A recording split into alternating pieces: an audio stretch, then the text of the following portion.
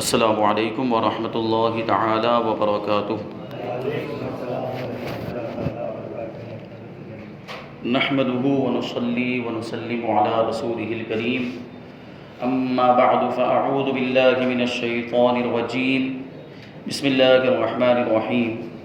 ان اللہ وملائکته یصلون علی النبی یا ایہا الذین آمنوا صلوا علیہ وسلموا تسلیما۔ اللهم صل على سيدنا ومولانا محمد معدن الجود والكرم وآله الكرام وابنه الكريم وبارك وسلم صلاة وسلاما عليك يا رسول الله صلی اللہ تعالی علیہ وسلم۔ عزیزان ملت اسلامیہ، جنگ احد کا بیان جاری ہے اور اس میں کس طریقے سے مسلمانوں کو شکست کا سامنا کرنا پڑا تھا اور پھر کس طریقے سے صحابہ کرام نے اپنی جانثاری اور وفاداری کا ثبوت دیتے ہوئے اللہ کے رسول صلی اللہ علیہ وسلم کی حفاظت کی اور آپ کو صحیح سلامت وہاں سے بچا لائے۔ تو اس جنگ میں کتنے شہید ہوئے تھے اور پھر شہداء کرام کی قبریں کیسے تیار کی گئی، وہ سب واقعات آج انشاءاللہ تبارک و تعالیٰ بیان کریں گے۔ اس جنگ میں 70 صحابہ کرام نے جام شہادت نوش فرمایا، جن میں 4 مہاجر اور 66 انصار تھے۔ 30 کی تعداد میں کفار بھی نہایت ذلت کے ساتھ قتل ہوئے، مگر مسلمانوں کی مفلسی اور غریبی کا یہ عالم تھا کہ ان شہداء کرام کے کفن کے لیے بھی کپڑا نہیں تھا۔ جو 70 صحابہ کرام شہید ہوئے تھے ان کو کفن دینے کے لیے بھی کپڑا موجود نہیں تھا۔ حضرت مصعب ابن عمیر رضی اللہ تعالیٰ عنہ کا یہ حال تھا کہ بوقت شہادت ان کے بدن پر صرف اتنی بڑی چادر تھی کہ ان کی لاش کو قبر میں لٹانے کے بعد اگر ان کا سر ڈھانپا جاتا تھا تو پاؤں کھل جاتا تھا، اور اگر پاؤں چھپایا جاتا تھا تو سر کھل جایا کرتا تھا۔ بالآخر سر چھپا دیا گیا اور پاؤں پر ازکر گھاس ڈال دی گئی۔ شہداء کرام خون میں لتھڑے ہوئے 2 شہید ایک قبر میں دفن کیے گئے۔ 2 شہیدوں کو ایک قبر میں دفن کیا گیا، اور جس کو قرآن جتنا زیادہ یاد ہوتا اس کو آگے رکھتے، قبر اس طرح تیار کرتے تو قبلے کی جانب اس شہید کو، اس صحابی کو آگے رکھتے تھے جس کو قرآن زیادہ یاد ہوتا، پھر ان کے مقابلے میں جن کو کم یاد ہوتا ان کو ان کے بعد رکھتے۔ اس ترتیب کے ساتھ یہ شہداء کرام کو دفن کیا گیا، اور یہ جو ہے کہ اس وقت کے معاملات تھے۔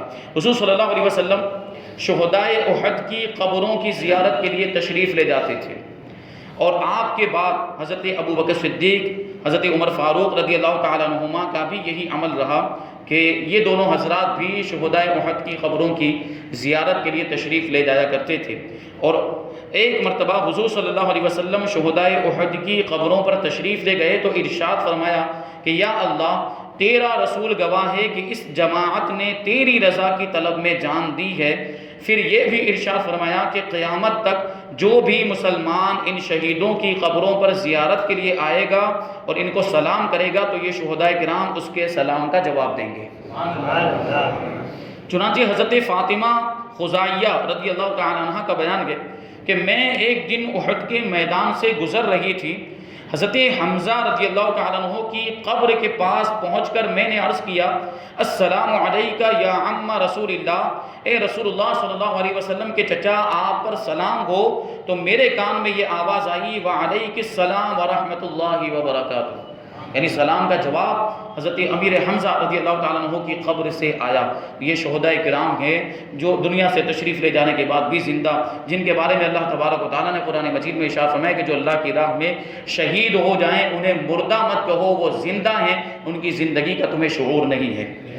46 برس 46 سال کے بعد شہداء احد کی بعض قبریں کھل گئیں تو ان کے کفن سلامت اور بدن بھی تر و تازہ تھے، اور تمام اہل مدینہ اور دوسرے لوگوں نے دیکھا کہ شہداء کرام اپنے زخموں پر ہاتھ رکھے ہوئے ہیں، اور جب زخم سے ہاتھ اٹھایا گیا تو تازہ خون نکل کر بہنے لگا، ایسا محسوس ہوتا تھا کہ ابھی یہ زخم لگے. یہ شہداء کرام کفن بھی محفوظ, جو کپڑے, کیونکہ شہداء کرام کو, شہیدوں کو انہی کپڑوں میں دفن کیا جاتا ہے جو وہ پہنے ہوئے ہوتے ہیں, اور اسی خون کے ساتھ ان کو دفن کر دیا جاتا ہے, ان کو غسل بھی نہیں دیا جاتا. تو وہ خون بھی بالکل تر و تازہ تھا, ایسا محسوس ہوتا تھا کہ ابھی ابھی زخموں سے یہ خون نکلا ہے. یہ شہداء کرام کی زندگی کہ قبروں میں ان کے جسم بھی سلامت ہیں, اور جسم کیا کفن بھی, اور ان کے جسم پر جو کپڑے تھے وہ بھی صحیح سالم. یہودیوں میں کعب ابن اشرف بہت ہی دولت مند اور بہت ہی امیر آدمی تھا. یہودی علماء اور یہود کے مذہبی پیشواؤں کو اپنے خزانے سے تنخواہ دیتا تھا, اور دولت کے ساتھ شاعری میں بھی بہت باکمال تھا, جس کی وجہ سے نہ صرف یہودیوں بلکہ تمام قبائل عرب پر اس کا ایک خاص اثر اور ایک روب و دبدبہ تھا. اس کو حضور صلی اللہ علیہ وسلم سے سخت عداوت اور دشمنی تھی. جنگ بدر میں مسلمانوں کی فتح اور سرداران قریش کے قتل ہو جانے سے اس کو انتہائی رنج اور صدمہ ہوا. چنانچہ یہ قریش کی تعزیت کے لیے ان کو تسلی دینے کے لیے مکہ گیا, اور کفار قریش کا جو بدر میں مقتول ہوئے تھے ایسا پردرد مرثیہ لکھا کہ جس کو سن کر سامعین کے مجمع میں ماتم برپا ہو جاتا تھا. اس مرثیے کو یہ شخص یعنی کعب ابن اشرف قریش کو سنا سنا کر خود بھی زار زار روتا تھا اور سامعین کو بھی رلاتا تھا. مکے میں ابو سفیان سے ملا اور اس کو مسلمانوں سے جنگ بدر کا بدلہ لینے پر ابھارا, بلکہ ابو سفیان کو لے کر حرم میں آیا اور کفار مکہ کے ساتھ خود بھی کعبے کا غلاف پکڑ کر عہد کیا کہ مسلمانوں سے بدر کا ضرور انتقام لیں گے. پھر مکہ سے مدینہ لوٹ کر آیا تو حضور صلی اللہ علیہ وسلم کی ہجو لکھ کر یعنی آپ کی برائی لکھ کر شان اقدس میں طرح طرح کی گستاخیاں اور بے ادبیاں کرنے لگا, اور اسی پر بس نہیں کیا بلکہ آپ کو چپکے سے قتل کرا دینے کا ارادہ بھی اس نے بنایا. یہ مردود, یہ بدبخت تھا. حالانکہ آپ نے اس سے پہلے سماعت کیا ہوگا کہ مدینہ منورہ کے جو یہودی تھے ان کا مسلمانوں کے ساتھ معاہدہ ہوا تھا, یعنی ایگریمنٹ ہوا تھا کہ اگر مسلمانوں کا دشمنوں سے مقابلہ ہوتا ہے تو وہ دشمنوں کی طرف سے وہ لڑ نہیں سکتے, وہ غیر جانبداری کے ساتھ کام لیں گے. لیکن یہ کعب ابن اشرف مشرکین کے ساتھ مل گیا. تو یہی ہے کعب ابن اشرف یہودی کی یہ حرکتیں سراسر اس معاہدے کے خلاف تھی, اس کی خلاف ورزی تھی جو یہود اور انصار کے درمیان ہو چکا تھا کہ مسلمانوں اور کفار قریش کی لڑائی میں یہودی غیر جانبدار رہیں گے, یعنی کسی کی طرفداری نہیں کریں گے.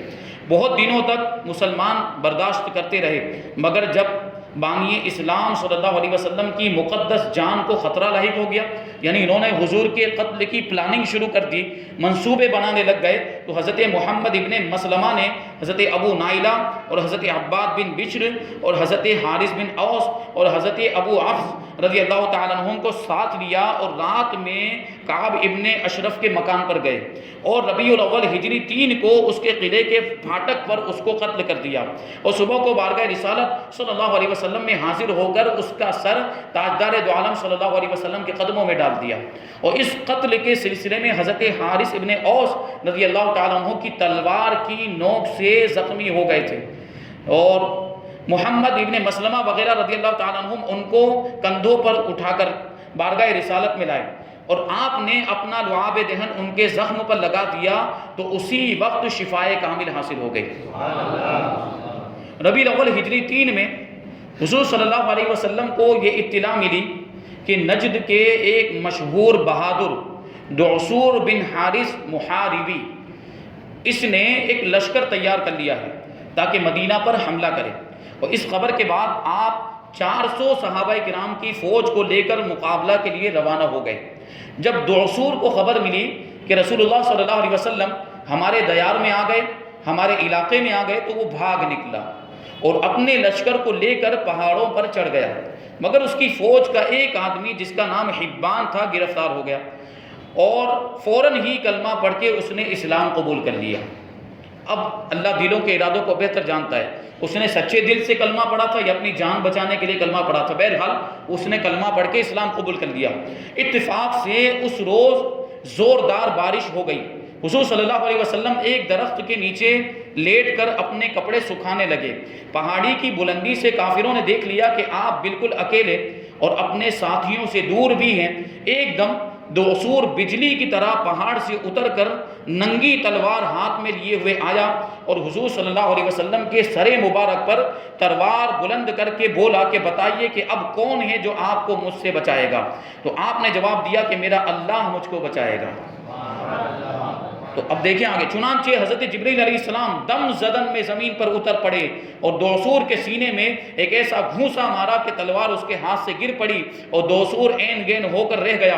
رسول اللہ صلی اللہ علیہ وسلم نے فوراً اس کی تلوار اٹھا لی اور فرمایا کہ بول، اب تجھ کو میری تلوار سے کون بچائے گا؟ دوسور نے کانپتے ہوئے بھرائی ہوئی آواز میں کہا کہ کوئی نہیں۔ رحمت للعالمین صلی اللہ علیہ وسلم کو اس کی بے کسی اور بے بسی پر رحم آ گیا اور آپ نے اس کا قصور معاف فرما دیا۔ دوسور اس اخلاق نبوت سے بے حد متاثر ہوا اور کلمہ پڑھ کے مسلمان ہو گیا۔ اور صرف اتنا ہی نہیں بلکہ اپنی قوم میں جانے کے بعد اسلام کی تبلیغ کرنے لگا، دوسروں کو بھی اسلام کی طرف بلانے لگ گیا۔ یہ معاملہ تھا اور یہ تاثیر اللہ کے رسول صلی اللہ علیہ وسلم کے اخلاق اور کردار کے اندر تھی۔ اس غزوے میں کوئی لڑائی نہیں ہوئی اور حضور صلی اللہ علیہ وسلم 11 یا 15 دن مدینے سے باہر رہ کر پھر مدینہ منورہ واپس تشریف لے آئے۔ بعض مورخین نے اس تلوار کھینچنے والے واقعے کو غزوہ ذات الرقاع کے موقع پر بتایا، یعنی جو یہ دوسور نے تلوار کھینچی تھی، اللہ کے رسول صلی اللہ علیہ وسلم کے سر پر بلند کی تھی، یہ واقعہ بعض لوگوں نے غزوہ ذات الرقاع کے بارے میں بتایا کہ اس وقت یہ واقعہ پیش آیا تھا۔ مگر حق اور صحیح یہ ہے کہ تاریخ نبوی میں اس قسم کے 2 واقعات پیش آئے ہیں۔ ایک غزوہ غطفان کے موقع پر سر انور کے اوپر تلوار اٹھانے والا دوسور بن حارث محاربی تھا، جس کا ابھی واقعہ بیان ہوا، جو مسلمان ہو کر اپنے قوم کے اسلام کا باعث بنا تھا، یعنی یہ خود بھی مسلمان ہو گیا اور اپنی قوم کو بھی اس نے ترغیب دلائی تو اس کی قوم کے لوگ بھی کلمہ پڑھ کے مسلمان ہو گئے۔ اور غزوہ ذات الرقاع میں جس شخص نے حضور صلی اللہ علیہ وسلم پر تلوار اٹھائی تھی اس کا نام غورس تھا۔ اس نے اسلام قبول نہیں کیا بلکہ مرتے وقت تک اپنے کفر پر اڑا رہا۔ ہاں البتہ اس نے یہ معاہدہ کیا، یہ وعدہ کر لیا تھا کہ وہ حضور صلی اللہ علیہ وسلم سے کبھی جنگ نہیں کرے گا۔ تو اس طرح کے 2 واقعات پیش آئے تھے، ایک غزوہ غطفان کے موقع پر اور ایک غزوہ ذات الرقاع کے موقع پر۔ تو یہاں جنگ احد کے واقعات تقریباً یہاں پر ختم ہوتے ہیں اور ہجری 3 کے واقعات جو متفرق واقعات ہیں ان کو یہاں سے بیان کرتے ہیں۔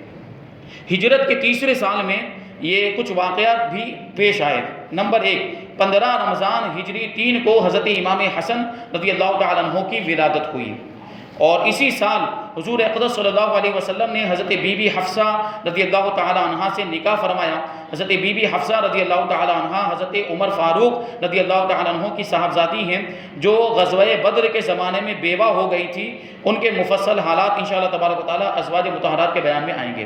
حضرت فاروق اعظم رضی اللہ تعالیٰ عنہ نے بھی اپنی ایک صاحبزادی حضرت حفصہ کو حضور کے نکاح میں دیا تھا اور حضرت ابوبکر صدیق رضی اللہ تعالیٰ عنہ نے بھی اپنی صاحبزادی حضرت ام المؤمنین عائشہ صدیقہ رضی اللہ تعالیٰ عنہ کو حضور کے نکاح میں دیا تھا۔ اس اعتبار سے حضور صلی اللہ علیہ وسلم حضرت ابو بکر کے بھی داماد ہیں اور حضرت عمر کے بھی داماد ہیں۔ اور اللہ کے رسول صلی اللہ علیہ وسلم نے ارشاد فرمایا کہ قیامت کے دن سارے نسبی اور سسرالی رشتے ختم ہو جائیں گے لیکن میرے یہ دونوں رشتے قیامت کے دن بھی باقی رہیں گے۔ میرے نسبی رشتے بھی باقی رہیں گے اور سسرالی رشتے بھی باقی رہیں گے۔ تو ابو بکر سے جو حضور کا رشتہ ہے وہ سسرالی رشتہ ہے اور عمر سے جو حضور اقدس صلی اللہ علیہ وسلم کا رشتہ ہے وہ سسرالی رشتہ ہے۔ یہ رشتے قیامت کے دن بھی باقی۔ اور پھر یہ صحابہ کرام تو وہ عظیم صحابہ کرام خلفائے راشدین اور عشرہ مبشرہ کہ جن کو رسول اللہ صلی اللہ علیہ وسلم سے کئی نسبتیں حاصل ہیں اور بہت ہی گہرا لگاؤ اور بہت ہی گہرا تعلق تھا۔ اللہ کے رسول صلی اللہ علیہ وسلم نے کئی موقعوں پر ان حضرات کو جنت کی بشارتیں اور خوشخبریاں عطا فرمائی۔ تو یہ رشتہ داریاں بھی تھی کیونکہ وہ شرف اور بڑی فضیلت کی بات تھی کہ اللہ کے رسول صلی اللہ علیہ وسلم کی بارگاہ میں اپنی صاحبزادیوں کو نکاح کے طور پر پیش کر دیں تاکہ ایک رشتہ داری قائم ہو جائے۔ حالانکہ یہ حضرت ابوبکر صدیق اور حضرت عمر خود بھی قبیلہ قریش سے تعلق رکھتے ہیں۔ حضرت ابوبکر کا سلسلہ نسب بھی حضور کے سلسلہ نسب سے ملتا ہے اور فاروق اعظم کا سلسلہ نسب بھی حضور صلی اللہ علیہ وسلم کے سلسلے سے ملتا ہے، لیکن اس کے باوجود یہ رشتہ داری مزید انہوں نے قائم کی تاکہ اور فضیلتوں میں اضافہ ہو جائے اور برکتوں میں اضافہ ہو جائے اور درجات کی بلندی کا یہ سبب ہو جائے۔ تو یہ جو واقعہ حضرت حفصہ رضی اللہ تعالیٰ عنہ کا جو نکاح ہوا ہے حضور صلی اللہ علیہ وسلم سے، یہ ہجری 3 ہی میں ہوا۔ اور اسی سال حضرت عثمان غنی رضی اللہ تعالیٰ عنہ نے حضور صلی اللہ علیہ وسلم کی صاحبزادی حضرت ام کلثوم رضی اللہ تعالیٰ عنہ سے نکاح بھی کیا۔ ان سے پہلے حضرت عثمان غنی رضی اللہ تعالیٰ عنہ کے نکاح میں حضرت رقیہ جو حضور صلی اللہ علیہ وسلم کی صاحبزادی، ان کا انتقال ہو گیا تو اللہ کے رسول صلی اللہ علیہ وسلم نے اپنی دوسری صاحبزادی حضرت ام کلثوم کا نکاح بھی حضرت عثمان غنی سے کر دیا، اور دو صاحبزادیاں اللہ کے رسول صلی اللہ علیہ وسلم کی حضرت عثمان غنی رضی اللہ تعالیٰ عنہ کی نکاح میں آئی۔ اسی وجہ سے آپ کو ذوالنورین کہا جاتا ہے، یعنی دو نور والے، کیونکہ اللہ کے رسول صلی اللہ علیہ وسلم بھی نور ہیں اور آپ کی صاحبزادیاں بھی نور ہیں۔ تو اس اعتبار یہ فضیلت، ایسی فضیلت اور یہ خصوصیت حضرت عثمان غنی رضی اللہ تعالیٰ عنہ کو پوری کائنات میں صرف آپ کو ملی ہے کہ پوری کائنات میں حضرت عثمان غنی کے علاوہ کسی کے بھی نکاح میں کسی نبی کی دو بیٹیاں نہیں رہی۔ آپ کے نکاح میں حضرت عثمان غنی رضی اللہ تعالیٰ عنہ کے نکاح میں نبی کریم صلی اللہ علیہ وسلم کی دو صاحبزادیاں رہی، اور اس کے بعد کچھ عرصے کے بعد حضرت ام کلثوم رضی اللہ تعالیٰ عنہ کا بھی نکاح جو ہے کہ انتقال ہو گیا۔ اللہ کے رسول صلی اللہ علیہ وسلم نے ارشاد فرمایا کہ اے عثمان، اگر میری 10 بیٹیاں ہوتی تو 10 کو یکے بعد دیگر تمہارے نکاح میں دے دیتا۔ یہ حضرت عثمان غنی رضی اللہ تعالیٰ عنہ سے حضور کی محبت اور ان کا اخلاق و کردار بھی ویسا، ان کی حیا کا معاملہ۔ اللہ کے رسول صلی اللہ علیہ وسلم نے حضرت عثمان غنی کے تعلق سے ارشاد فرمایا کہ میں عثمان سے کیوں حیا نہ کروں کہ اس سے تو فرشتے بھی حیا کرتے ہیں۔ یہ اخلاق و کردار تھا، اس وجہ سے تو ایسا پاکیزہ ان کا کردار تھا، اسی لیے تو اپنی بیٹیاں اللہ کے رسول صلی اللہ علیہ وسلم نے ان کو عطا فرمائی۔ تو یہ حضرت ام کلثوم سے جو نکاح ہوا ہے حضرت عثمان غنی کا، یہ بھی ہجری 3 ہی میں ہوا۔ اور نمبر 4، میراث کے احکام اور قوانین بھی اسی سال نازل ہوئے۔ میراث مطلب ورثہ اور وراثت، یہ جو کس وارث کو کتنا حصہ ملے گا اور کس کو کتنا نہیں ملے گا وغیرہ، یہ جو بھی احکام ہیں یہ سب اسی سال جو ہے کہ قرآن مجید کے اندر اس کے تعلق سے احکام نافذ ہوئے۔ اور اب تک میراث میں ذوی الارحام کا کوئی حصہ نہیں تھا۔ اصحاب فرائض یعنی باپ ہے، بیٹا وغیرہ، ان کے جو حصے تو قرآن مجید کے اندر بیان کر دیے گئے تھے، لیکن ذوی الارحام اصحاب فرائض کے علاوہ جو دیگر رشتہ دار تھے، جیسے پھوپھی ہو گئی یا اس کے علاوہ دیگر خالائیں وغیرہ، تو ان کے جو حصے تھے وہ بیان نہیں کیے گئے تھے، ان کو بھی اس سال میں ان کے بھی حصے بیان کر دیے گئے کہ ذوی الارحام کو کتنا حصہ دیا جائے گا، اور ان کے حقوق کا مفصل بیان نازل ہو گیا۔ تو کس کے رہتے ہوئے کس کو حصہ نہیں ملے گا، جیسے بیٹوں کے رہتے ہوئے پوتوں کو حصہ نہیں ملتا ہے، اسی طریقے سے بیٹے اولاد کے موجود ہوتے ہوئے بھائیوں کو حصہ نہیں ملتا ہے۔ یہ سارے احکام اسی سال نازل ہوئے۔ اور نمبر 5، اب تک مشرک عورتوں کا نکاح مسلمانوں سے جائز تھا، یعنی ہجری 3 سے پہلے تک مسلمان مشرک شرک کرنے والی عورتوں سے بھی نکاح کر سکتے تھے اور یہ نکاح جائز تھا، مگر ہجری 3 میں اس کی حرمت نازل ہو گئی اور آیت کریمہ نازل ہو گئی کہ مشرکین سے نکاح مت کرو اور مشرک عورتوں سے بھی نکاح مت کرو، اگرچہ وہ تمہیں پسند آئے، اگرچہ وہ تمہیں اچھی لگے۔ اور فرمایا گیا کہ اگر کوئی کالی کلوٹی باندھی بھی ہے لیکن وہ مومنہ گے تو وہ مشرک عورت سے بہتر ہے۔ اسی طریقے سے فرمایا گیا کہ اگر کوئی غلام گئے لیکن ایمان والا ہے تو وہ مشرک سے بہتر ہے، شرک کرنے والے سے بہتر ہے۔ آیتیں قرآن مجید کے اندر اس کے تعلق سے نازل ہو گئی اور مشرکین سے نکاح کو حرام فرما دیا گیا، اور ہمیشہ کے لیے مشرکہ عورتوں سے نکاح کو حرام فرما دیا گیا۔ یہ چند واقعات تھے جو ہجری 3 کے نبی کریم صلی اللہ علیہ وسلم جب مدینہ منورہ میں تشریف لائے تو اس کے 3 سال میں جو واقعات پیش آئے تھے اس کو یہاں بیان کیا۔